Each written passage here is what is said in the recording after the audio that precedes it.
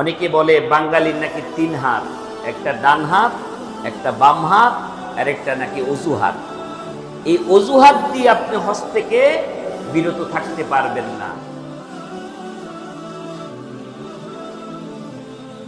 তো আল্লাহ রাব্বুল আলামিন আমাদেরকে এই মাসে, বিশেষ করে জিলকাদ মাসে আমাদেরকে এমন একটি মাসের প্রস্তুতি হিসাবে আমাদের দিয়েছেন, যেই মাসের একটি বড় ইবাদত আমাদের উপর আল্লাহ তাআলা ফরজ করেছেন। সেই ইবাদতের নাম হচ্ছে হজ। এই হজ এমন একটি ইবাদত যেটা সকলের উপর হজ ফরজ হয় না। গত জুমায় আপনারা আপনাদের খতিব সাহেবের কাছ থেকে আলোচনা শুনেছেন হজের ফজিলত সম্পর্কে প্রায় 10টি হাদিস। যেহেতু আমাদের নিয়মিত মুসল্লি ভাই তিনি রেকর্ড করেন এবং ব্যারাক টিভি থেকে এটা প্রচার করেন খুতবাটা, এই জন্য আমারও দেখার সুযোগ হয়েছে, শোনার সুযোগ হয়েছে। আমি খুতবাগুলি শুনি। কেন শুনি? যাতে করে আমার প্রস্তুতি দিতে সহজ হয়, একই আলোচনা যেন বারবার রিপিট না হয়। এই জন্য গত জুমার আলোচনা আমি শুনেছি মনোযোগ সহকারে। সেখানে হজের 10টি ফজিলতের কথা সুন্দর করে উপস্থাপিত হয়েছে। হজের ফজিলত শুনে আমাদের মধ্যে হজে যাওয়ার প্রতি যে আগ্রহ, উদ্দীপনা, এই জন্যই হজের ফজিলত সম্পর্কে নবী মুহাম্মদ সাল্লাল্লাহু আলাইহি সাল্লাম বেশি বেশি করে আলোচনা করেছেন। আমরা খুতবার সময় পরস্পর কথা বলবো না, আল্লাহর উপর ছেড়ে দেই। বিপদ আসছে, আল্লাহ হেফাজত করবেন। এখন আসেন, আল্লাহ রাব্বুল আলামিন আমাদের উপর যাদের উপর হজ ফরজ করেছেন, এই হজটা কি সকলের উপর ফরজ? এই বিষয় নিয়ে কথা হবে। কার উপর হজ ফরজ হয়, কোন শর্ত পূর্ণ হলে হজ ফরজ হয়, এটা হলো 1 নম্বর বিষয়। 2 নম্বর বিষয় খুবই ইম্পর্টেন্ট। প্রত্যেকটি ইবাদতে মূল রুকন থাকে, পিলার থাকে, ফরজ থাকে, সালাতের থাকে এবং হজেরও আছে। এই পিলার যদি নষ্ট হয়ে যায়, রুকন যদি ছুটে যায়, আপনি লক্ষ টাকা খরচ করতে পারবেন, হজ হবে না। রুকন এমন এক জিনিস, ফরজিয়াত, যেটা ছুটে গেলে এটার কোনো কাফফারা চলে না। আর ঠিক এর কাছাকাছি আছে ওয়াজিব। এই ওয়াজিব যদি ছুটে যায়, তাহলে এর কাফফারা হিসাবে কিছু পথ খোলা আছে, যে কাফফারা দিয়ে আপনি ওই ওয়াজিবের পূর্ণ করতে পারবেন। সালাতের মধ্যে যদি আমাদের ওয়াজিব ছুটে যায়, তাহলে আমরা কি করি? সাহু সেজদা দিই। সাহু সেজদার মাধ্যমে আমরা এটাকে পূর্ণতা দান করি, পুষিয়ে নিই। কিন্তু সালাতের মধ্যে যে রুকনগুলি আছে, ধরেন পবিত্র হওয়া রুকন, ফরজ সালাতের জন্য। এখন আপনি অপবিত্র অবস্থায় হাজারো রাকাত সালাত আদায় করলে কি সালাত হবে? অপবিত্র অবস্থায় সালাত আদায় করে যদি শেষে গিয়ে 2টি সিজদা দেন, হবে? হবে না। এই জন্য প্রত্যেকটি ইবাদতের মূল কাজ কি, এটা জানাও ফরজ। এটা জানাও কি ফরজ।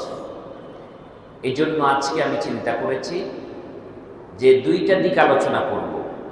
একটি হচ্ছে কার উপর হজ ফরজ হবে, কোন কোন শর্ত পূর্ণ হলে, আর হলো হজ এবং উমরা, এই 2টা ইবাদত পাশাপাশি, উমরা এবং হজ। এই উমরার মধ্যে কয়েকটা জিনিস গুরুত্বপূর্ণ, যেটা না করলে হজ হবে না, এবং হজের মধ্যে কোন জিনিসগুলি গুরুত্বপূর্ণ, রুকন, যেটা ছুটে গেলে হজ হবে না। এই বিষয়গুলি আলোচনা করব ইনশাআল্লাহ। প্রথমে আসুন, কার উপর আল্লাহ তাআলা হজ ফরজ করেছেন। আল্লাহ তাআলা সূরা ইমরানের 97 নম্বর আয়াতে বলছেন, ওয়ালিল্লাহি আলান নাসি হিজ্জুল বাইতি মান ইসতাতাআ ইলাইহি সাবিলা, যে ওই মানুষের জন্য কর্তব্য আল্লাহর জন্য আল্লাহর ঘরে এসে হজ করার নিয়ত করা, মান ইসতাতাআ ইলাইহি সাবিলা, যাদেরকে আল্লাহ সামর্থ্য দিয়েছেন। তাহলে বোঝা গেল সামর্থ্যবান ছাড়া কারো উপর হজ ফরজ হবে না। এই সামর্থ্যবান কে কে? আমি আপনি যে মসজিদে বসে আছি, আমার আপনার উপর হজ ফরজ হয়েছে কি না এটা জানার জন্য কি কি সামর্থ্য, কি কি শর্ত পূর্ণ হলে আমার উপর আপনার উপর হজ ফরজ হবে, এই শর্তগুলি একটা একটা করে আমাকে আপনাকে জানতে হবে। 1 নম্বর শর্ত হচ্ছে আমি আপনি মুসলিম কিনা। 1 নম্বর শর্ত কি? পৃথিবীর সব মানুষ কি মুসলিম? মুসলিম না। তাহলে আল্লাহ তাআলা কিন্তু সবাইকে ডেকেছেন, ওয়ালিল্লাহি আলান নাস, মানুষের উপর, সবাই মানুষ, কিন্তু সব মানুষের উপর হজ ফরজ হয় নাই। কেন হয় নাই? 1 নম্বর গুণ নাই। 1 নম্বর গুণ হলো মুসলিম হওয়া, ইমানদার হওয়া। আলহামদুলিল্লাহ, আমরা যারা আজকে মসজিদে আসছি, আমরা এই কথা দাবি করতে পারি যে আমরা ঈমান এনেছি এবং আমাদের পরিচয় আমরা মুসলিম। তাহলে 1 নম্বর শর্ত পূর্ণ হলো। 2 নম্বর শর্ত হলো যে শুধু মুসলিম হলে হতে হবে না, এই মুসলিমকে সজ্ঞান হতে হবে, অর্থাৎ সে জ্ঞানবান হতে হবে, সুস্থ মস্তিষ্কের হতে হবে। পাগলের উপর হজ ফরজ হবে না। পাগল, যে পাগল হয়ে গেছে, তার উপর থেকে আল্লাহ রাব্বুল আলামিন শরীয়তকে উঠিয়ে নিয়েছেন। তার কোনো পাপ এবং নেক কিছুই লেখা হয় না, কলমকে উঠিয়ে নেওয়া হয়েছে। কাজী আপনি মুসলিম ঠিক আছে, পাগল হলো, মুসলিম হলে মুসলিমের উপর আপনি যদি মারা যান তাহলে আপনাকে পোড়াবে না, আপনাকে দাফন কাফন করবে, কারণ আপনি কি ছিলেন? মুসলিম ছিলেন। এবং মুসলিম রাষ্ট্রের মধ্যে একটা পাগল যদি থাকে তাহলে পাগলের দায়িত্ব মুসলিম সরকারের আছে মুসলিম হিসাবে। সেই হিসাবে মুসলিম হলেই হবে না, মুসলিম হওয়ার পরে সজ্ঞান অর্থাৎ পাগল হতে হবে না, পাগলের উপর হজ ফরজ হয় না। 3 নম্বর হলো আমি আপনি স্বাধীন হতে হবে। আমার উপর যদি মামলা থাকে, আমার উপর যদি কেস থাকে, যে কোনো সময় অ্যারেস্ট হয়ে যেতে পারি, আমি যদি জেলখানায় থাকি, আমি যদি কোনো দেশে বন্দি থাকি, তাহলে আমার উপর হজ ফরজ হবে না। তাহলে কয়টা গেল? 3টা। 1 নম্বর মুসলিম হওয়া, 2 নম্বর সজ্ঞান হওয়া, পাগল না হওয়া, 3 নম্বর স্বাধীন হওয়া, 4 নম্বর হচ্ছে এখানে অনেকেই আছে আমরা সালাত আদায় করতে আসছি কিন্তু সকলের উপর সালাত ফরজ হয় নাই। আসছি ঠিক আছে, কিন্তু সকলের উপর সালাত ফরজ হয় নাই। কেন হয় নাই? কারণ এই মুসল্লিটা নাবালক, সে কি ছোট বাচ্চা, নাবালক। কাজী নাবালকের উপর কি হবে না? হজ ফরজ হবে না। নাবালক, সুস্থ মস্তিষ্কের, মুসলিম, স্বাধীন, 3টেই গুণ আছে, কিন্তু সে কি হয় নাই? বালেগ হয় নাই। এই জন্য তার উপর হজ ফরজ হবে না। তাহলে গেল কয়টা? 4টা। আরেকটা কি? আরেকটা হচ্ছে সামর্থ্যবান হওয়া। এটা হচ্ছে মূল সামর্থ্যবান। সেটা কি? সামর্থ্য 2 ধরনের, একটা হচ্ছে অর্থনৈতিক সামর্থ্য, আরেকটা হচ্ছে সার্বিক সামর্থ্য। অর্থাৎ আপনাকে আল্লাহ তাআলা এমন অর্থ দিয়েছেন, যেই অর্থ খরচ করে বাংলাদেশ থেকে বাইতুল্লাহ সফর করে আবার বাংলাদেশে আসার মতো টাকা আছে, এবং এখান থেকে যাওয়ার পরে আপনার উপর যাদের জিম্মাদারি, যাদেরকে খাওয়াবেন পড়াবেন, তাদের ভরণ পোষণ দেওয়ার এবিলিটি আছে। এরকম সামর্থ্যবান যে বৎসর হবেন, ঠিক ওই বৎসরই আপনার উপর কি হয়ে যাবে? হজ ফরজ হয়ে যাবে। তাহলে এটা হলো অর্থনৈতিক সামর্থ্য। এখন সব ঠিক আছে, আপনি মুসলিম, আপনি স্বাধীন, আপনি পাগল না, আপনি বালেগ, আপনার টাকাও আছে, হ্যাঁ, কিন্তু আপনি সুস্থ না, আপনি অসুস্থ। আপনার শরীর এমন দুর্বল হয়ে গেছে অসুস্থতার কারণে অথবা বৃদ্ধা হয়ে যাওয়ার কারণে যে আপনি এত লম্বা সফর করাটা আপনার পক্ষে পসিবল না, আপনার পক্ষে সম্ভব না। তখন কি হবে? আপনার উপর হজ ফরজ হবে, তবে আপনার এই হজটা অন্যের মাধ্যমে করাতে হবে। যেহেতু আপনার শারীরিক যোগ্যতা নাই, অর্থনৈতিক যোগ্যতা আছে, এই জন্য এই আপনার জীবদ্দশায় আপনাকে এই হজটা করাতে হবে। শুধু শারীরিক যোগ্যতা না থাকলে, যেহেতু অর্থনৈতিক যোগ্যতা আছে। এখন যদি কেউ এই অর্থনৈতিক যোগ্যতা থাকার পরও শুধু শারীরিক যোগ্যতা না থাকার কারণে হজে যেতে পারে নাই, সে মরে গেল, তাহলে প্রথমে তার ওয়ারিসদের মধ্যে সম্পদ বন্টন করার আগে ওয়ারিসদের উচিত হলো এই লোকটার পক্ষ থেকে হজের জন্য যাবতীয় খরচ আলাদা করে রাখা। এটা অনেকেই বুঝে না, জানে না, যেহেতু আমি অসুস্থ, আমি তো যেতে পারি নাই, কাজে আমার উপর হজ ফরজ হয় নাই। না, এখানে আপনাকে বদলি করার অপশন আছে। কিন্তু হ্যাঁ, আপনার শারীরিক যোগ্যতা আছে, অর্থাৎ আপনি ফিটনেস, আপনি মুসলিম, আপনি স্বাধীন, আপনি বালেগ, আপনি সুস্থ মস্তিষ্ক, এগুলি থাকার পরে কি নাই? শুধু কি নাই? অর্থ নাই। তাহলে আপনার উপর হজ ফরজ হয় নাই, বদলিও চলবে না। কারণ আপনার টাকাই নেই, আবার বদলি আবার কার দিয়ে করাবেন? টাকাই তো নাই। এই দুইটা অপশন মনে রাখতে হবে। তাহলে এই মোটামুটি 5টা হচ্ছে পুরুষের জন্য, আরেকটা হচ্ছে নারীদের জন্য। নারীদের জন্য কি? নারীদের জন্য তাদের এমন একজন অভিভাবক লাগবে, যে অভিভাবক এই নারীটাকে তার জীবন দিয়ে তার সতীত্ব রক্ষা করবে। এমন একটি পুরুষ লাগবে। সেই পুরুষটা কে? সেই পুরুষটা হচ্ছে তার বাবা। একটা মেয়েকে আগলে রাখবে, অন্য কোনো পুরুষ থেকে যাতে কোনো অ্যাটাক না হয়, আক্রান্ত না হয়, বাবা মেয়েকে দেখবে। আর দেখবে কে? নিজের স্বামী তার স্ত্রীকে রক্ষণাবেক্ষণ করবে। দেখবে কে? নিজের ভাই বোনকে দেখবে, চাচা দেখবে। তারপরে দেখবে কে? নিজের মেয়ের জামাই শাশুড়িকে দেখবে। এভাবে ইসলাম এক কথায় যাদের সাথে বিবাহ করা হারাম করেছেন, তাদের এই মুহরিমকে, একজনকে, কোনো মহিলার যদি এরকম সামর্থ্য হয় যে নিজের খরচ পাশাপাশি ওই মুহরিমের খরচ, দুই খরচ, অর্থাৎ স্বামীর অ্যাবিলিটি নাই, স্বামীর টাকা নাই, স্বামীর কিন্তু শারীরিক যোগ্যতা আছে, কিন্তু স্বামীর কি নাই? টাকা নাই, কিন্তু স্ত্রীর টাকা আছে, তার মহরণার টাকা আছে, অথবা তার বাবার সম্পত্তি থেকে সে টাকা পেয়েছে। এমন টাকা যদি হয় যে সে নিজের খরচ এবং তার যে মুহরিম, তার বাবা হতে পারে, ভাই হতে পারে, যেটা আমি বললাম, এরকম কাউকে নিয়ে যাওয়ার মতো যদি অ্যাবিলিটি হয়, ওই মহিলার উপরও হজ ফরজ। ওই মহিলার উপর কি? হজ ফরজ। কাজী এই হজ ফরজ হওয়ার শর্তগুলি আমরা জানলাম। তাহলে মোটামুটি কয়টা শর্ত?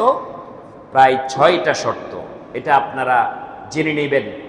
মায়েদেরকে বলছি, যদিও সৌদি গভর্নমেন্ট মুহরিম ছাড়াই অ্যালাউ করছে, এটা তাদের পলিসি, কিন্তু শরিয়াত বলে যে কোনো নারী লং সফরে, দূরের কোনো সফরে পুরুষ ছাড়া যেতে পারবে না। এটা কঠোরভাবে নিষেধাজ্ঞা দেওয়া হয়েছে।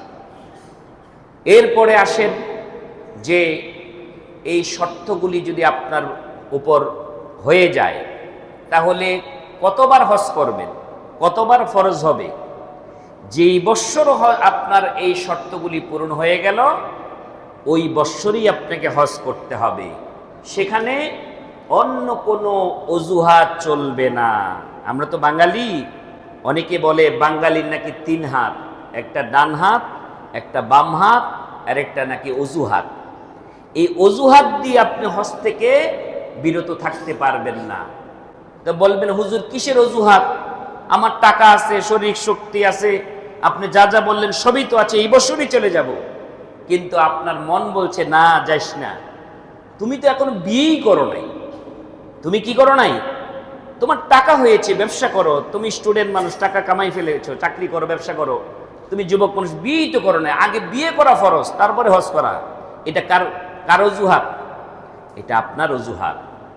বিয়ের সাথে হজের কোনো সম্পর্ক নাই। যদি সামর্থ্য থাকে তাহলে যুবক তুমি নিয়ত করো যে এমন মেয়েকে বিয়ে করব, যেই মেয়েকে বিয়ে করার সময় বলেই করব যে তোমার মহরনা হচ্ছে তোমাকে আমি হজ করাবো। তোমার মহরনা কি? তোমাকে আমি হজ করাবো বা উমরা করাবো, এইটা হচ্ছে তোমার মহরনা, এটা তোমার পিছনে খরচ করব, তুমি কি রাজি? এতেও যদি রাজি হয়ে যায় তাহলে স্বামী স্ত্রী দুজনে মিলে আল্লাহর ঘর তাওয়াফ করে আসেন। বহু দেশের এরকম যুবক যুবতী কাপল যারা নতুন দাম্পত্য জীবনে প্রবেশ করেছে তাদেরকে দেখেছি, তারা স্বামী স্ত্রী হজে চলে গেছেন, আলহামদুলিল্লাহ। আর আমাদের বাংলাদেশের মানুষের কালচার হচ্ছে, অজুহাত হচ্ছে যে এখনো বিয়ে করি নাই, অতএব আমার উপর হজ ফরজ হয় নাই। এটা আপনার অজুহাত, শরীয়ত এটা অ্যালাউ করে না। এরপরে বিয়ে করেছেন, বিয়ে করার পরে এক অজুহাত দাঁড় করিয়েছেন যে আমার তো ছোট ছোট বাচ্চা, এগুলি রেখে যাই কেমনে? এগুলির তো দায়িত্ব আছে, এগুলি লালন পালন করতে হবে, ছোট বাচ্চা রেখে যাই কেমনে? এটাও আর একটা অজুহাত। এই অজুহাত দিয়ে আপনি হজ থেকে পালাতে পারবেন না।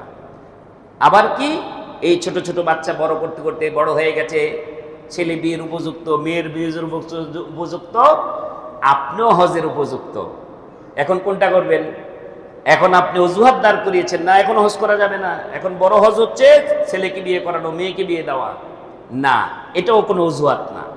এখানে ছেলে মেয়ে বিয়ে দেওয়ার সাথে হজের কোনো সম্পর্ক নাই। আপনার উপর হজ ফরজ হচ্ছে, আপনি হজ করে আসেন, তারপরে ছেলে মেয়ে বিয়ে হবে না হবে এটা পরের বিষয়, আগে হজ। কারণ রাসূল করিম সাল্লাল্লাহু আলাইহি সাল্লাম বলেছেন, তোমার জানা নাই তুমি সামনের বছর বেঁচে থাকবে কিনা, অতএব যখন আল্লাহ তোমাকে সামর্থ্য দিয়েছে ওই বছরে হজ করে আসো।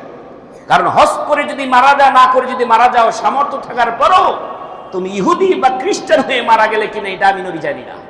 কত মারাত্মক হুমকি।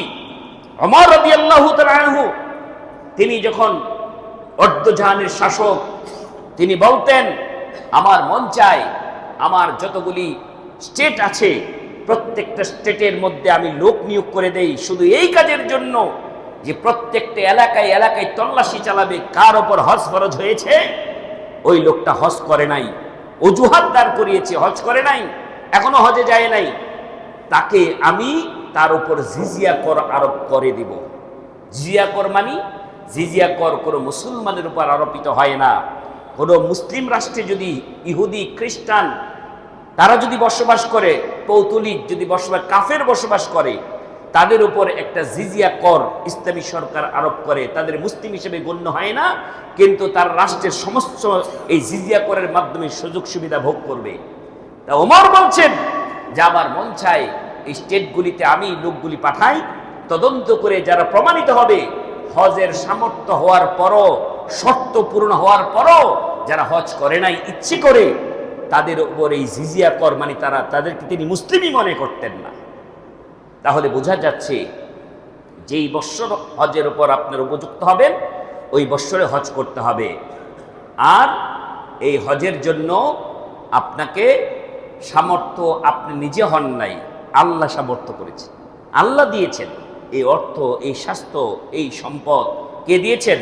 আল্লাহ দিয়েছেন। এই জন্য আল্লাহ ডাকছেন ওয়ালিল্লাহি আলান নাসি হজ্জুল বাইতি মান ইসতাতা ইলাইহি সাবিলা, যাদেরকে আমি সামর্থ্য দিয়েছি তারা আমার ঘরে চলে আসে। আর এই সামর্থ্য থাকার পরও যদি না যায়, আমার আল্লাহ বলেন ওমান কাফারা ফা ইন্নাল্লাহা গনিয়্যুন আনিল আলামিন। যারা সামর্থ্য থাকার পরও এই হজকে অস্বীকৃতি জানালো, অজুহাত দাঁড় করালো, ওমান কাফারা ফা ইন্নাল্লাহা গনিয়্যুন আনিল আলামিন, জেনে রাখো আল্লাহ হচ্ছেন অমুখাপেক্ষী, তিনি হচ্ছেন ধনী। তোমাকে আল্লাহ দয়া করে তোমাকে ধনী বানিয়েছিলেন, তোমাকে সামর্থ্য দিয়েছিলেন, সেই সামর্থ্যের ডাকে তুমি সাড়া দাও নাই। অতএব ওমান কাফারা ফা ইন্নাল্লাহা গনিয়্যুন আনিল আলামিন, আল্লাহ কারো মুখাপেক্ষী না, তোমার টাকার মুখাপেক্ষী না, বরঞ্চ তোমাকে মেহমান হিসেবে কবুল করা হয়েছিল, সেই মেহমানদারি তুমি কবুল করো নাই, এটা তোমার দুর্ভাগ্য। আল্লাহ তাআলা এইভাবে বলছেন। কাজী আমার ভাইয়েরা, আমাদেরকে হজের সামর্থ্য হলে জীবনে একবার হজ করা ফরজ। জীবনে কয়বার? একবার হজ আদায় করলেই আপনার হজ ফরজ হয়ে গেল, আদায় হয়ে গেল। আর জীবনে আর কোনোদিন না গেলেও আল্লাহ আপনাকে বলবে না তুই বেটা হজ করিস না কেন, বলবে না। বরঞ্চ একবার হজ করলে হজ আদায়, এরপরে আপনি যতবার যেতে চান যেতে পারেন, সবগুলি হবে নফল, সবগুলি হবে নফল, এটা ফরজ নাই। কাজী আমার মায়েরা, আমার বাবারা, যাদেরকে আল্লাহ তাআলা এই সামর্থ্য দিয়েছেন, যখন দিয়েছেন তখনই আপনাদের এই প্রস্তুতি নিতে হবে। এখন আসেন, আমরা তো এই পর্যন্ত জানলাম হজ কার ওপর, কোন কোন শর্ত আরোপ হলে হজ ফরজ হয়। এখন হজ এবং উমরা এটা কি, আলাদা জিনিসটা কি, হজ কি আর উমরা কি? আল্লাহ তাআলা বলছেন ওয়া আতিমুল হজ্জ ওয়াল উমরাতা লিল্লাহ, সূরা বাকারার 195 নম্বর আয়াতে আল্লাহ তাআলা বলছেন ওয়া আতিমুল হজ্জ, তোমরা হজকে কমপ্লিট করো, ওয়াল উমরা, উমরাকে কমপ্লিট করো, লিল্লাহ, কার জন্য? আল্লাহর জন্য। হজ এবং উমরা করতে হবে আল্লাহর জন্য। এখন হজ এবং উমরা শব্দটা আল্লাহ তাআলা আলাদা আলাদা বলেছেন। আপনি হজ এবং উমরার জন্য যেরকম আলাদা স্থানের দরকার, আলাদা নিয়মের দরকার, এরকম আলাদা সময়ের দরকার। সব সময় হজ করা যায় না, কিন্তু উমরা সব সময় করা যায়। এর চেয়ে এক নম্বর পার্থক্য, সব জায়গায় উমরা চলে না। সব জায়গায় মানে কিছু জায়গায় কয়েকটা জায়গায় উমরা গিয়ে করতে পারবেন, কিন্তু হজ করার জন্য অনেকগুলি জায়গার প্রয়োজন হয়। তাহলে এই হজ এবং উমরা, হজ সবার উপর ফরজ, সামর্থ্যবানদের উপর, আর উমরাটা যদি সামর্থ্যবান হন উমরা করার মতো, অর্থাৎ আপনি শুধু আল্লাহর ঘর বাইতুল্লাহ যাবেন এবং আসবেন হজের মৌসুম ছাড়া, তাহলে আপনার উপর সেটা ওয়াজিব হবে, ওয়াজিব পর্যায়ে, ফরজ হবে না, উমরাটা ফরজ হবে না। তবে উমরাটা নিয়ত করে ফেললে আপনার উপর ফরজ হয়ে যাবে, যে আপনি এখন নিয়ত করেছেন উমরায় যাবেন, তাহলে আপনার উপর হজ, উমরা ফরজ হয়ে যাবে। কিন্তু হজটা হচ্ছে ফরজ। এই জন্য আল্লাহ তাআলা প্রথমেই শব্দ ব্যবহার করেছেন হজের ব্যাপারে, ওয়াতিমুল হজ, তোমরা হজ পূর্ণ করো, যাদের হজ ফরজ হয়েছে। এখন আসেন, হজ এবং উমরা দুটেই একসাথেই করা যায়, এক সফরেই করা যায়। সেই হজের নাম হচ্ছে হজে তামাত্তু। হজ তিন প্রকার, হজে তামাত্তু, হজে কিরান, হজে ইফরাদ। এই হজে তামাত্তু হচ্ছে আমাদের বাংলাদেশি মানুষের জন্য সবচেয়ে সহজ আর এবং উত্তম। উত্তম কেন? কারণ এই হজে তামাত্তুর মধ্যে আছে উমরা এবং হজ, দুটেই আছে। আল্লাহ যে বললেন তোমরা হজ এবং উমরা করো, দুটেই আপনি করতে পারবেন। এখন আসেন, উমরার জন্য আপনাকে কি কি বিষয় মেনটেন করতেই হবে, কয়টা বিষয়, যে বিষয়গুলি ছুটে গেলে উমরা হবে না। আগে আলোচনা করব উমরার বিষয়, যাতে আমাদের বুঝতে সুবিধা হয়। তারপরে আলোচনা করব হজের বিষয়। উমরার জন্য আপনাকে তিনটা ফরজ মেনটেন করতে হবে, মতানৈক্য সহ। কিছু ওলামায়ে কেরাম বলেছেন দুইটা ফরজ, উমরার মধ্যে দুইটা ফরজ। কেউ বলেছেন উমরার মধ্যে তিনটা জিনিস ফরজ। এখন দুই অথবা তিন, ধরেন সর্বোচ্চ তিনটা জিনিস ফরজ। এটা সহিহ হাদিস দ্বারা প্রমাণিত যে তিনটা জিনিস ফরজ উমরার মধ্যে। তিনটা জিনিস কি? যেই তিনটা জিনিস ছুটে গেলে আপনার উমরা হবে না। এক নম্বর হচ্ছে উমরার জন্য আপনাকে ইহরাম বাঁধতে হবে, এক নম্বর ফরজ। দুই নম্বর হচ্ছে আল্লাহর ঘর তাওয়াফ করতে হবে। তিন নম্বর হচ্ছে সাই করতে হবে। কয়টা গেল? তিনটা। এক নম্বর ভালো করে বুঝেন, এক নম্বর ইহরাম বাঁধা, দুই নম্বর আল্লাহর ঘর তাওয়াফ করা, তিন নম্বর সাই করা। এটা হচ্ছে ফরজ, রুকুন। আর যারা দুইটা বলেছেন তাদের হচ্ছে ইহরাম বাঁধা এবং আল্লাহর ঘর তাওয়াফ করা, সাই করা হচ্ছে ওয়াজিব। কিন্তু যদি আপনি ফরজ তিনটাকে ধরেন তাহলে সাই বিষয়টাই মতানৈক্য, অর্থাৎ কেউ বলেছেন ফরজ, কেউ বলেছেন ওয়াজিব। তবে সাই করাটা অত্যন্ত গুরুত্বপূর্ণ, যেহেতু এটা অনেকেই ফরজ বলেছেন। এখন আসেন, একজন মানুষ উমরা করতে চায়, তার সামর্থ্য হয়েছে উমরা করতে, বৎসরের যে কোনো সময়ে উমরা নিয়ত করে সে ইহরাম বাঁধতে পারবে। এখন উমরা করার জন্য আপনার নিয়ম কি? প্রথমেই কি বলেছি, উমরার জন্য প্রথম প্রশ্নের নাম কি? ইহরাম বাঁধা। এই ইহরাম বাঁধাটা কি? ইহরাম বাঁধা আরেকটা হচ্ছে এহরামের কাপড় পরা, দুইটা এক জিনিস নয়। এহরাম বাঁধতে হলে আপনাকে কিছু নিয়ম কানুন মেনটেন করতে হবে, আবার এহরাম পড়তে হলেও কিছু নিয়ম কানুন মেনটেন করতে হবে। এহরাম পড়ার নিয়মটা বলি আগে। এহরাম পড়া মানে কাপড় পরা। কোন কাপড়? যেই কাপড় মানুষ জীবদ্দশায় শখের বশও পড়ে না, জীবদ্দশায় শখের বশও পড়ে না, মৃত্যুর পরে মানুষকে পরিয়ে দেওয়া হয়। ওই কাপড়ের নাম কি? কাফনের কাপড়। আর জীবদ্দশায় যেই কাপড়টা পুরুষরা পরবে উমরার নিয়তে, ওই কাপড়টার নাম হচ্ছে ইহরামের কাপড়। এই কাপড়টা মূলত পরার নিয়ম হচ্ছে যেখান থেকে আপনি ইহরামের নিয়ত করে তালবিয়া পরে যেখান থেকে আপনি শুরু করবেন, স্টার্ট করবেন, সেখানের জায়গার নাম হচ্ছে মিকাত। আল্লাহর ঘর বাইতুল্লাহ ঢোকার জন্য মূলত আপনি এই পোশাক পরছেন। এটা একটা স্পেশাল পোশাক। এই পোশাক হজকারী এবং উমরাকারীর জন্য এই পোশাক আল্লাহ তাআলা দিয়েছেন, যাতে করে মানুষ এই পোশাকের মাধ্যমে তার ভিতরের যে অহংকার, অহমিকা, অর্থের যে বড়াই, সমস্ত অহমিকা দূর করার জন্য আল্লাহ তাআলা এই পোশাক ফকিরের বেশে আল্লাহর ঘরে মেহমান হিসেবে, দাওয়াত হিসেবে কবুল করেছেন। কিন্তু এই পোশাকটা আপনাকে মূল সুন্নাহ ছিল পরার মিকাতের কাছে গিয়ে। মিকাতটা কি? মিকাত হচ্ছে আল্লাহর ঘর বাইতুল্লাহ, কাবা। এই কাবার চতুর্দিকে সারা পৃথিবীর মানুষ আল্লাহর ঘরে আসবে তাওয়াফ করতে। সেই ঘরে আসার 5টি রাস্তা আল্লাহর নবী বলে দিয়েছেন।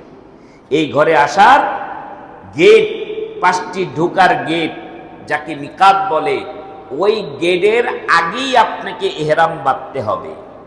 এর ভিতরে যদি ঢুকে ইহরাম বাঁধেন তাহলে আপনার এই আদায় হবে না। আপনাকে দম দিতে হবে, কুরবানি করে গরিব মিসকিনকে খাইয়ে দিতে হবে। এই জন্য মিকাতের আগেই আপনাকে ইহরাম বাঁধতে হবে। এখন আমরা দেখি অনেকে এয়ারপোর্টে ইহরামের কাপড় পরে, দেখেন নাই? আমরা দেখি বাসাবাড়ি থেকে কাপড় পরে সেলফি তোলে, দেখেছি আমরা। কিন্তু না, সর্বোচ্চ আপনি এয়ারপোর্ট থেকে কাপড়টা পরতে পারেন। কেন? কাপড়টা পরার মধ্যেই আপনি ইহরামে ঢুকে গেছেন এমনটি নয়, বরঞ্চ ইহরামে ঢুকতে হলে আপনাকে মনে মনে নিয়াত আর মুখে তালবিয়া পড়তে হবে। যখন আপনি মনে মনে নিয়াত আর তালবিয়া উচ্চারণ না করবেন ততক্ষণ পর্যন্ত ইহরামের মধ্যে আপনি ঢোকেন নাই, শুধুমাত্র কাপড় পরেছেন। কাপড় পরলেই ইহরামের যে নিষেধাজ্ঞা বিষয়গুলি আছে, যেগুলি আল্লাহ তাআলা আপনার উপর হারাম করে দিয়েছেন, এগুলি প্রযোজ্য হয় না। কাজেই যেহেতু বিমানের মধ্যে আপনি বিমান দিয়ে যখন যাচ্ছেন, তখন আপনার যে সীমানা, ওই বিমানরত থাকা অবস্থায় সীমানা ক্রস করবে, অর্থাৎ মিকাত ক্রস করবে। আর ওই মিকাত ক্রস করার সময় বলা হবে আমরা কিছুক্ষণের মধ্যে মিকাত অতিক্রম করছি। হাজিদেরকে বলা হবে যাতে করে তারা এটা প্রস্তুতি নিতে পারে। কিন্তু ওই মুহূর্তে আপনি ইহরামের কাপড় পরা বিমানের মধ্যে কঠিন। এই জন্য আপনাকে হজ ক্যাম্পে অথবা বাসাবাড়িতে যেখানে সুবিধা সেখানেই আপনি কাপড়টা পরে নিতে পারেন। অর্থাৎ নিচে এক টুকরা কাপড় লুঙ্গি আর একটা কাপড় চাদর দিয়ে আপনি রেডি হলেন, কিন্তু এখনো আপনি ইহরামের মধ্যে ঢোকেন নাই। ইহরামের মধ্যে ঢোকার সুন্নাহ তরিকা কোনটা? আপনি যখন বিমানের সিটে বসে গেলেন তখনও লাব্বাইক তালবিয়া উচ্চারণ করতে পারবেন না। যদি করে ফেলেন তাহলে কিন্তু আপনার উপর নিষেধাজ্ঞা প্রযোজ্য হবে, কিন্তু এটা করাটা ঠিক না। একটা হলো সুন্নাহর খেলাফ, আরেকটা হচ্ছে নিজেকে কষ্টের মধ্যে ফেলা। এই জন্য অনেক হাদিস সাহেবদেরকে দেখি এয়ারপোর্টের মধ্যে লাব্বাইক বলা শুরু করে দিয়েছে দলে দলে। এটা সুন্নাহর খেলাফ। আপনি তো সীমানেই যান নাই। আপনি কি করতে হবে? আপনাকে ইহরাম বাঁধতে হলে একটা হলো ইহরাম পড়া, বাঁধা হলো ওই যে নিয়তের মাধ্যমে, তালবিয়ার মাধ্যমে ইহরাম বাঁধা। আপনি যখন বিমানে সিটে বসে আছেন, আপনাকে বলা হলো যে আমরা মিকাত অতিক্রম করছি, তখন ঠিক ওই মুহূর্তে আপনি যদি উমরাকারী হন তাহলে প্রথম শব্দটা হবে লাব্বাইক উমরাহ, আমি উমরার জন্য আল্লাহ আমি হাজির হচ্ছি। তারপরে আপনাকে তালবিয়ার বাক্যগুলি পড়তে হবে, লব্বাইক আল্লাহুম্মা লব্বাইক লব্বাইক লা শারীকা লাক লব্বাইক ইন্নাল হামদা ওয়ান নি'মাতা লাক ওয়াল মুলক লা শারীকা লাক। এর ফজিলত আপনারা গত জুমায় শুনেছেন, আমি সেদিকে যাচ্ছি না। এই তালবিয়া পড়তে পড়তে পড়তে পড়তে আপনি ইহরামের মধ্যে ঢুকে গেলেন, মানে যখন একবার বললেন তখন ইহরামের মধ্যে ঢুকে গেলেন। এই ইহরামের মধ্যে ঢোকা মানে কি, ঢোকার সাথে সাথে আপনার উপর অনেকগুলি নিষেধাজ্ঞা আল্লাহ তাআলা দিয়ে রেখেছেন যে এইগুলি কাজগুলি তুমি করতে পারবে না। আল্লাহ তাআলা কোরআনুল কারীমে বলছেন, ফালা রাফাসা ওয়ালা ফুসুকা ওয়ালা জিদালা ফিল হজ। তুমি এই হজ এবং উমরার যখন ইহরাম বাঁধলা তখন তোমার উপর অনেকগুলি কাজ নিষেধ হয়ে গেল। আলহামদুলিল্লাহ, আগুন নিয়ন্ত্রণে এসছে, বলি আলহামদুলিল্লাহ। আপনারা যারা এখনো আসেননি চলে আসেন মসজিদে, আল্লাহ তাআলা হেফাজত করবে। তো আমার ভাইয়েরা মায়েরা, যদি উমরা করার নিয়ত করেন তাহলে এই কাপড়টা পরতে হবে, কিন্তু মহিলাদের সাধারণ কাপড় পরতে হবে। নিষেধাজ্ঞা কি হয়ে গেল, শুরু হয়ে গেল নিষেধাজ্ঞা, মানে একটা রুকনই আছি আমি এখনো, এই একটা রুকন এভাবে পালন করতে হবে আপনাকে, অর্থাৎ কাপড় পরতে হবে। এখন এই কাপড় পরার সময় আপনাকে কি করতে হবে, অনেক কিছু বেদাত চালু আছে যে কাপড় পরে 2 রাকাত নামাজ পড়তে হয়, ইহরামের কাপড়ের নামাজ, এগুলি ভুয়া। আপনি যদি অজু করেন তাহলে অজুর জন্য 2 রাকাত সালাত আদায় করতে পারেন। আপনি যদি মসজিদে ঢুকে ইহরাম বাঁধেন তাহলে মসজিদে ঢোকার 2 রাকাত সালাত আদায় করতে পারেন। আপনি যদি কোনো সালাতের ওয়াক্তে এটা বাঁধেন তাহলে সেই সালাতের ওয়াক্ত আদায় করতেন, কিন্তু ইহরামের জন্য খাস করে কোনো সালাত আল্লাহর নবী পড়েন নাই। গেল ইহরাম বাঁধলেন, ইহরাম বাঁধার ওই যে নিয়ত করার মাধ্যমে বললেন, এরপরেই আপনার উপর কি কি নিষেধাজ্ঞা হয়ে গেল। 1 নম্বর হলো আপনার হাতের নখ কাটতে পারবেন না, চুল কাটতে পারবেন না, সুগন্ধি ব্যবহার করতে পারবেন না, স্ত্রী সহবাস করতে পারবেন না, অযাচিত কোনো গালাগালি মারামারি করতে পারবেন না, কোনো প্রাণী হত্যা করতে পারবেন না। এরকম অনেকগুলি নিষেধাজ্ঞা আপনার উপর চলে আসছে, কারণ একমাত্র আপনি কারোর জন্য যাচ্ছেন, আল্লাহর মেহমান হিসেবে যাচ্ছেন, একদম আল্লাহর মেহমান খাঁটি বান্দা হিসেবে যখন যাচ্ছেন, আপনি তালবিয়া পড়তে পড়তে পড়তে পড়তে এই রোকন একটা কমপ্লিট করলেন, আল্লাহর ঘর কাবা পর্যন্ত যাওয়া পর্যন্ত। এটা হলো 1 নম্বর রোকন, এই তালবিয়া এবং এই কাপড় পরা, এই কাপড়ের মধ্যে নিয়ত করে ঢোকা, এটা হচ্ছে 1 নম্বর রোকনের কাজ, এবং নিষেধাজ্ঞাগুলি জেনে নেওয়া। এরপরে আসেন, মহিলাদের মুখ ঢাকতে পারবে না, হাত খুলতে ঢাকা যাবে না, পুরুষদের মাথার টুপি পাগড়ি পরা যাবে না, সেলাই করা কাপড় পরা যাবে না, এরকম অনেকগুলি নিষেধাজ্ঞা চলে এসেছে। এরপরে আপনি যখন আল্লাহর ঘরে তাওয়াফ করবেন, এটা হচ্ছে 2য় রোকন উমরার জন্য। এই তাওয়াফটা শুরু করবেন, শুরু করার আগে আপনি যে তালবিয়া পাঠ করছিলেন তালবিয়াটা বন্ধ হয়ে যাবে। আর আল্লাহর ঘরে ঢুকতে গেলে 2 রাকাত সালাত আদায় করতে হয়, কিন্তু প্রথম যেহেতু আপনি আল্লাহর ঘরে ঢুকবেন তাওয়াফ করার নিয়তে, ওই সময় আর 2 রাকাত সালাত আদায় করার প্রয়োজন নেই। আপনি টার্গেট থাকবে আল্লাহর ঘর তাওয়াফ করার জন্য, যেখান থেকে আল্লাহ নবী শুরু করেছেন তাওয়াফ, সেই জায়গাটাকে বের করা। সেই জায়গাটা কোনটা? সেই জায়গা হচ্ছে হজরে আসওয়াদ। হজরে আসওয়াদের বরাবর অথবা কাছে গিয়ে চুমু করে অথবা ইশারা দিয়ে বিসমিল্লাহি আল্লাহু আকবার বলে কাবা ঘরটাকে বাম পাশে রেখে আপনার ডান দিকে ছুটতে হবে। এই ছুটার সময় 2টা জিনিস মাথায় রাখতে হবে। একটি হচ্ছে আপনার যে গায়ের মধ্যে চাদর ছিল, এই চাদরের এটা এক পাশ অর্থাৎ ডান কাপটা খুলে দিতে হবে, বাম কাঁধের মধ্যে 2টা মাথা দিয়ে, তারপরে 3 চক্করের মধ্যে একটু জোরে হাঁটতে হবে। মহিলাদের এটা রমল বলে। এভাবে করে আপনি রুকনি ইয়ামিনিতে স্পর্শ করতে পারেন, চুমু দেওয়া যাবে না। হজরে আসওয়াদে স্পর্শ করা যায়, চুমু দেওয়া যায়, ইশারাই দিলেও হয়, কিন্তু রুকনি ইয়ামিনি হচ্ছে হজরে আসওয়াদের আগের কোণ। এইখানে যখন আপনি আসবেন তখন নবী মুহাম্মদ সাল্লাল্লাহু আলাইহি সাল্লাম একটা দোয়া পড়তেন। এই দোয়াটা অনেকেই আমরা পারি, জানি, খুব সহজ দোয়া।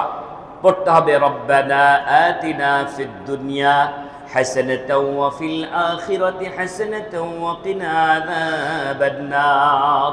এই দোয়াটা বেশি বেশি পড়বেন, হয়ে গেল। এবং প্রত্যেক চক্করে আলাদা আলাদা দোয়া, এগুলি এটা বানোয়াট, আপনার যা মন চায়, যেই দোয়া মন চায়। মনে রাখবেন তাওয়াফ সালাতের মতোই, যদিও প্রয়োজনীয় কথা বলা যায়, কিন্তু আমরা দেখেছি প্রয়োজনীয় তো কথা দূরের কথা, এমন কথা শুরু করে তাও হাঁটতে হাঁটতে কথাই বলে, আবার সেলফি তোলে, লাইভ ছাড়ে, এগুলি অনুচিত।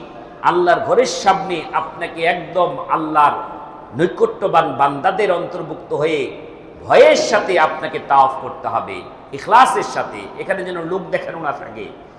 আপনি বুঝেন যে আল্লাহ তাআলা আপনাকে কত মহাব্বত করে আল্লাহর ঘর পর্যন্ত নিয়েছেন, আর সেই লৌকিকতা দেখিয়ে আপনি সেটা নষ্ট করা যাবে না।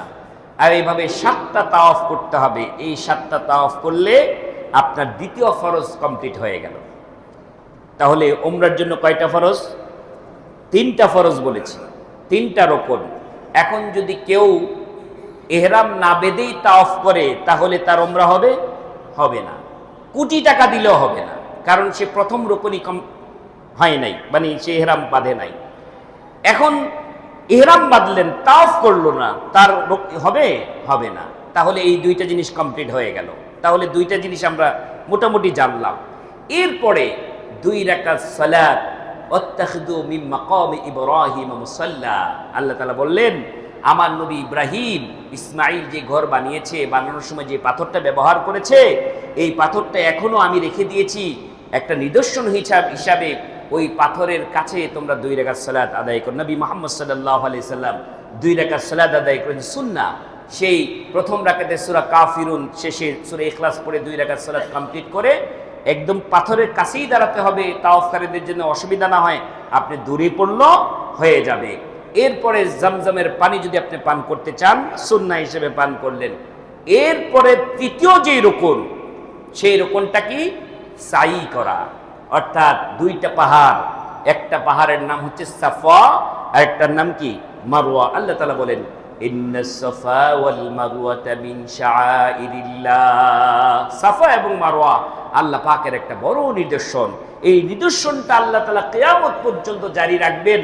একজন নারী, একজন মা একটা সন্তানের ক্ষুধার্ত অবস্থায় রেখে আল্লাহর সাহায্যের জন্য যে দৌড়াদৌড়ি করেছিলেন, সেই দৌড়টা আল্লাহ তাআলা এত পছন্দ করেছেন যে প্রত্যেকটা উমরাকারীর জন্য, হজকারীর জন্য এটাকে ওয়াজিব করে দেওয়া হয়েছে, ফরজ করে দেওয়া হয়েছে, রুকুন করে দেওয়া হয়েছে। কাজী আপনাকে ওখানে সাফা থেকেই শুরু করতে হবে, সাফা এবং মারওয়া। এই সাফা মারওয়া দৌড়ে 7টা, এখান থেকে একটা গেলেন, ওখানে একটা হয়ে গেল, আবার ওখান থেকে মারওয়া থেকে সাফায় আসলেন, 2টা হয়ে গেল। এইভাবে করে 7টা যখন দৌড় দিলেন, মাঝখানে একটু জোরে যে সবুজ বাতি চিহ্ন থাকে, এই হয়ে গেল উমরার 3টি কাজ। কয়টি কাজ হয়ে গেল? 3টি কাজ। 1 নম্বর কি? ইহরাম বাঁধা। 2 নম্বর কি? আল্লাহর ঘর তাওয়াফ করা। 3 নম্বর কি? সাই করা। হয়ে গেল 3টা। আমাদের একদম সহজ হয়ে গেল। আমরা ধরেন বাংলাদেশ থেকে যে কোনো সময় এই উমরার কাজটা করতে পারি। তাহলে এই 3টা হয়ে গেল। এখন আপনি যে কাপড় পরা ছিলেন, ইহরামের মধ্যে ঢুকেছিলেন, আপনার উপর যে বিভিন্ন বিষয় হারাম ছিল, এখন তো আপনি হোটেলে যাবেন, তাহলে হালাল হবেন কিভাবে? ওই কাজটার নাম হচ্ছে কি? মাথা মুন্ডন করে হালাল হালাক হওয়া। আপনি এখন মাথা মুন্ডন করা ওয়াজিব। এই ওয়াজিব কাজটা মাথা মুন্ডন করে, অর্থাৎ পুরুষেরা চুল চেঁচে ফেলবে অথবা একদম খাটো করবে, আর মহিলারা সামান্য চুল আগা থেকে কেটে দিবে। তা হয়ে কি হয়ে গেল? ওই যে ইহরামের যে নিষেধাজ্ঞা ছিল, সুগন্ধি ব্যবহার করা, নখ কাটা, চুল কাটা, হ্যাঁ, অযাচিত কথা বলা, এগুলি সব উড্র হয়ে যাবে। এখন আপনি হালাল হয়ে গেলেন, হয়ে গেল কমপ্লিট একটা উমরা। কে আর কোনো জটিলতা আছে? জটিলতা নাই। এইভাবে করে আপনি একটা উমরা করতে পারেন। এখন আসেন, হজের 3 প্রকারের মধ্যে একটা প্রকার বলেছি, হজে তামাত্তু। হজে তামাত্তুর জন্য যেই উমরাটার বিবরণ আমি আপনাকে দিলাম, এটা হজের মৌসুমে, আপনাকে হজের মৌসুমে বৎসরের যে কোনো সময় এই উমরাটা করতে পারবেন না। হজের জন্য যদি উমরা করেন, প্রথমে উমরা করবেন, তারপরে হজ করবেন, এর নাম হচ্ছে হজে তামাত্তু।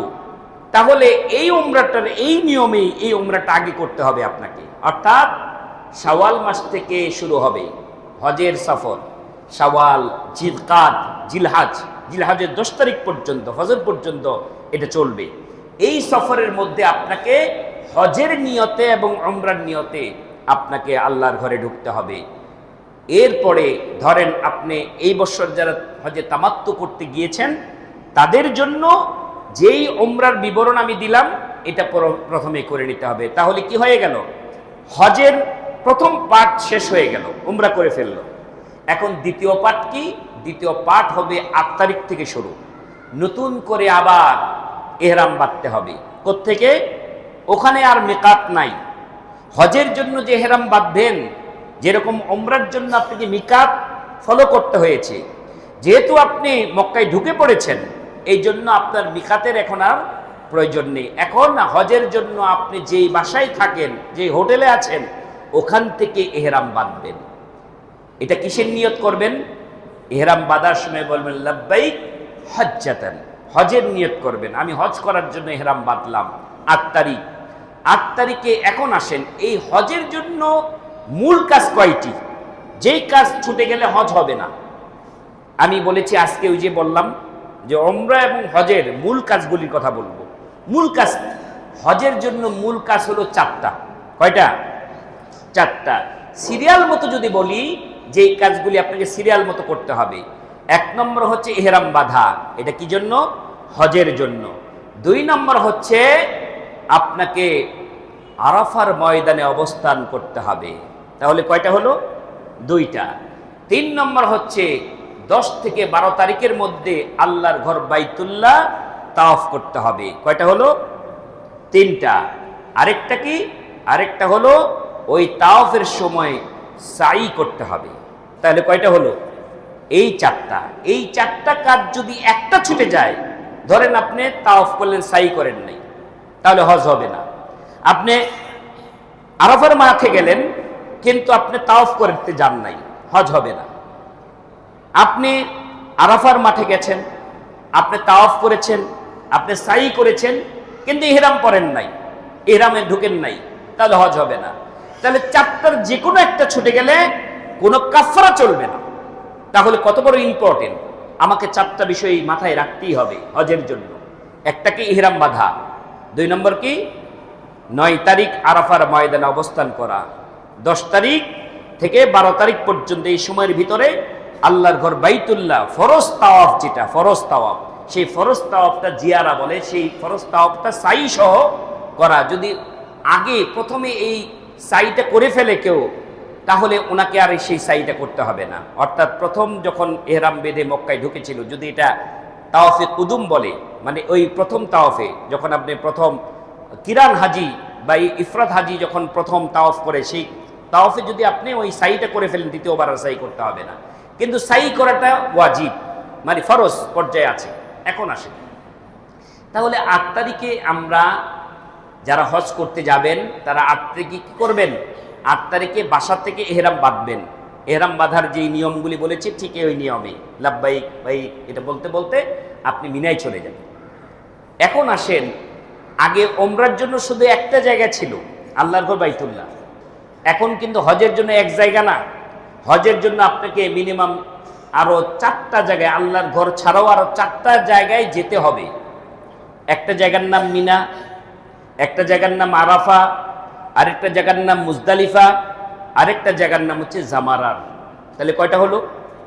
4টা। এই 4টা জায়গা আর আল্লাহর ঘর বাইতুল্লাহ, এই 5টা জায়গার মধ্যে 5টা কাজ করতে হবে। আর এই 5টা জায়গার মধ্যে 5টা কাজের মধ্যে 4টা কাজই ফরজ। 4টা কাজই কি? ফরজ। যদি ছুটে যায় তাহলে হজ হবে না। তাহলে আপনি 8 তারিখে ইহরাম বাঁধলেন, ফরজ হয়ে গেল একটা। মিনায় চলে গেলেন, মিনায় সুন্নাত সালাতগুলি, ফরজ সালাতগুলি মিনায় 5 ওয়াক্ত পড়লেন। 9 তারিখ যেদিন আরাফার দিন, সেদিন সকালবেলা আরাফার ময়দানে ফজরের পরে চলে গেলেন, লাব্বাইক ধ্বনি উচ্চারিত করতে করতে আরাফার ময়দানে চলে গেলেন। এই মূল হজ, হজের দ্বিতীয় রুকুন শুরু হয়ে গেল। সারা পৃথিবী থেকে যে মুসলিমরা সেই আল্লাহর ঘর বাইতুল্লাহর তাওয়াফের উদ্দেশ্যে গিয়েছে, তাদের প্রথম হচ্ছে হজের ওকুফে আরাফা। আরাফায় অবস্থান করে আল্লাহর কাছে কান্নাকাটি করে তাদের জীবনের গুনাহ মাফ চেয়ে নিতে হবে। আপনারা গত জুমায় শুনেছেন যে এত মানুষকে আল্লাহ তাআলা জাহান্নামের আগুন থেকে মুক্তি দেয় এই আরাফার দিবসে, এছাড়া আর কোনোদিন এত মানুষকে জাহান্নামের আগুন থেকে মুক্তি দেয় না। সুবহানাল্লাহ, এত মানুষকে ক্ষমা করে দেয়। সেখানে তাকবীর ধ্বনির সাথে সাথে পড়তে হবে লা ইলাহা ইল্লাল্লাহু ওয়াহদাহু লা শারীকা লাহু লাহুল মুলকু ওয়া লাহুল হামদু ওয়াহয়ি ওয়া ইউমীত ওয়া হুয়া আলা কুল্লি শাইইন কাদির। এই দোয়াটা বেশি বেশি পড়তে হবে, ইস্তিগফার পড়তে হবে, তাসবিহ তাহলিল পড়তে হবে। পড়তে পড়তে পড়তে পড়তে যখন সূর্যটা ডুবে যাবে, সূর্য ডোবার আগ মুহূর্ত পর্যন্ত আপনাকে সেখানে অবস্থান করতে হবে। সেই অবস্থান করার শেষ হলো আপনার হজের জন্য দ্বিতীয় কাজ শেষ হয়ে গেল। দ্বিতীয় কাজ শেষ হয়ে গেল। একটা হলো হেরাম বাঁধা, মিনায় ঘুরে গিয়ে আপনি আরাফায় ঢুকলেন, আরাফায় অবস্থান করলেন, দ্বিতীয় ফরজ হয়ে গেল। এখন ফরজ বাকি আছে কয়টা? 2টা। সেজন্য অপেক্ষা করতে হবে। আপনি রাত যাপন করবেন, সেটা হচ্ছে ওয়াজিব। এই আরাফার ময়দান থেকে রাতের বেলায় চলে যেতে হবে কোথায়? মুজদালিফায়। সেই মুজদালিফায় গিয়ে মাগরিব এবং এশার সালাত কসর পড়বেন, একসাথে পড়বেন এক জামা করে। তারপরে সারা রাত ওখানে ঘুমিয়ে ফজর পড়ে সেই 10 তারিখ, যেটা সারা পৃথিবীর মানুষ কুরবানির দিন মনে করি, হাজিদের জন্য সেদিন অনেকগুলি কাজ। ওই 7টা কঙ্কর নিয়ে প্রথম বড় জামারা যেটা, সেই জামারার মধ্যে পাথর মারতে হবে। মারার পরে দ্বিতীয় কাজটা হলো কুরবানি করতে হবে। কুরবানি করার পরে নিজের এই যে মাথা মুন্ডন করে পবিত্র হয়ে গেলেন, এখন আপনি পুরোপুরি পবিত্র হন নাই। ওমরার সময় যেরকম মাথা মুন্ডন করলে স্ত্রী সহবাস করা যেত, কিন্তু এই যে হজের দিন আপনি যে মাথা মুন্ডন করেছেন কুরবানির পরে, তখন আপনি স্ত্রী সহবাস করতে পারবেন না যতক্ষণ পর্যন্ত কাবা তাওয়াফ না করবেন। মূল কাজ রয়ে গেছে।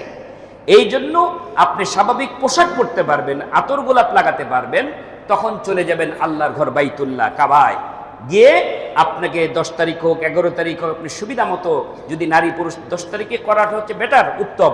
কিন্তু আপনি যখনই কাবা ঘরে যাবেন, মূল ফরজ হজের তাওয়াফটা করবেন। ওই যেই নিয়মে আপনি ফরজ ওমরার তাওয়াফ করেছিলেন, সেখানে একটু ব্যতিক্রম হবে। সেখানে কি হবে? যেহেতু আপনি স্বাভাবিক পোশাক পরেছেন, এখন আর ইজতেবা নাই। কি নাই? ইজতেবা নাই, কারণ আপনি স্বাভাবিক পোশাক পরেছেন। সেই তাওয়াফটা করে আপনি ওই যে 2 রাকাত সুন্নত, তারপরে আপনি সাফা মারওয়া সাই করা, এগুলি শেষ করলে আপনি কি হয়ে গেলেন? কমপ্লিট হাজি সাহেব হয়ে গেলেন। আল্লাহ কবুল যদি করেন। এরপরে আরেকটা কাজ বাকি রয়ে গেল, আরো 2টি কাজ। আপনাকে মিনায় গিয়ে থাকতে হবে 10, 11, 12 এই রাতগুলিকে আপনাকে মিনায় 11 তারিখ, বিশেষ করে 11, 10 তারিখ তো দিন চলে গেল, 11 তারিখ রাত, 12 তারিখ রাত।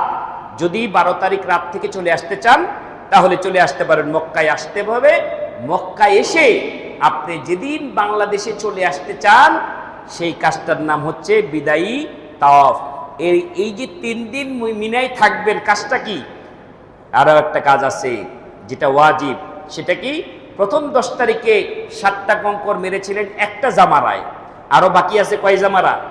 2টা, সগরা কুবরা, এরকম বড় ছোট মাজারও, যেখানে ইব্রাহিম আলাইহিস সালাম, ইসমাইল আলাইহিস সালাম শয়তানকে বিতাড়িত করেছিলেন। সেই স্মৃতি ধরে রাখার জন্য আল্লাহর নবী সেই 3 দিন থেকে, প্রথম দিন তো সকালবেলাই মারা যায়, দ্বিতীয় দিন 11 তারিখে সূর্য ঢলে যাওয়ার পরে আপনাকে 3টে জামারায় 7টা করে 21টা, দ্বিতীয় দিন একই। যদি 13 তারিখ পর্যন্ত থাকতে চান, তাহলে 13 তারিখে মেরে তারপরে চলে আসতে হবে মক্কায়। এসে শেষ বিদায়ী তাওয়াফ, যাকে বলা হয় আল্লাহর ঘর থেকে বিদায় নিচ্ছেন। এই কমপ্লিট হজ হয়ে গেল। আমার ভাইয়েরা, এই কাজগুলি মুখে যতটুকু বললাম ততটুকু সহজ না। আমি তো 1 ঘন্টায় বলে দিয়েছি, একদম প্যাকেজ বলে দিয়েছি উমরা এবং হজের করণীয় বর্জনীয়। এর মধ্যে আরও অনেক কিছু সুন্নাহ আছে, যেগুলি নিয়ে মতানৈক্য আছে, বাড়াবাড়ি আছে, ছাড়াছাড়ি আছে। কিন্তু মনে রাখবেন, যদি ফরজ ছুটে যায় তাহলে কোনো কাফারা চলবে না। যদি ওয়াজিব ছুটে যায়, তাহলে ওইখানেই আপনাকে একটা পশু কুরবানি করে, এটা হজের কুরবানি না, এটা হচ্ছে দম, এটাকে আপনি কাফারা দিতে হবে। এভাবে করে আল্লাহ তাআলা যদি আমাদেরকে সামর্থ্য দেয়, তাহলে প্রত্যেকেরই উচিত আল্লাহর ঘরে জীবনে একবার যে এই কাজগুলি করে আসা। আল্লাহ আমাদের প্রত্যেকটা নারী এবং পুরুষকে তোমার ঘরে যাওয়ার তৌফিক দান করো। আমরা যেন হজে যাওয়ার আগেই এই জিনিসগুলি জেনে বুঝে আমল করতে পারি, সেই তৌফিক দান করো। হজের মাসলাগুলি যারা হজ করতে যাবেন, মাসলা জানাও ফরজ। ওই হজে গিয়ে দেখে শিখবেন, এর চেয়ে আগে জানা ফরজ, আগে জানতে হবে। এই জন্য আজকে আমি সাবজেক্টটা নিয়েছি। অনেকেই এখনো জান নাই, এই জন্য বলে দিলাম। হয়তো আগামী জুমায় কোরবানি সম্পর্কে আলোচনা হতে পারে, যদি কোরবানির আগে সম্ভবত হতে পারে। আজকে আর কোরবানির বিষয়ে নিয়ে আলাদা কোনো খুতবা দিলাম না। আল্লাহ রব্বুল আলামিন যেই বিষয়গুলি আলোচনা করলাম, আমি যদি সামারিটা বলে দেই, হজে যাওয়ার জন্য 6টা শর্ত পূরণ করতে হবে। 1 নম্বর মুসলিম হওয়া, 2 নম্বর স্বাধীন হওয়া, 3 নম্বর বালেগ হওয়া, 4 নম্বর কি? সুস্থ জ্ঞান সম্পন্ন হওয়া, 5 নম্বর অর্থনৈতিক এবং শারীরিক যোগ্যতা থাকা, 6 নম্বর নারীদের জন্য মুহরিম থাকা। এই গেল শর্ত। এখন উমরার জন্য ফরজ 3টা। কয়টা? উমরার জন্য ফরজ 3টা। ইহরাম বাঁধা, আল্লাহর ঘর তাওয়াফ করা, সাই করা। এখন আছেন হজের ফরজ কয়টি? হজ ফরজ 4টি। ইহরাম বাঁধা 8 তারিখে এবং আরাফার ময়দানে অবস্থান করা এবং আল্লাহর ঘর 10 তারিখে বাইতুল্লাহ জিয়ারত করে সাফা মারওয়া সাই করার মাধ্যমে এই 4টা কাজ করার মাধ্যমে হজ কমপ্লিট করা। আল্লাহ রাব্বুল আলামিন এই কাজগুলি ডিটেইলস জেনে বুঝে আমল করার তৌফিক দান করুন।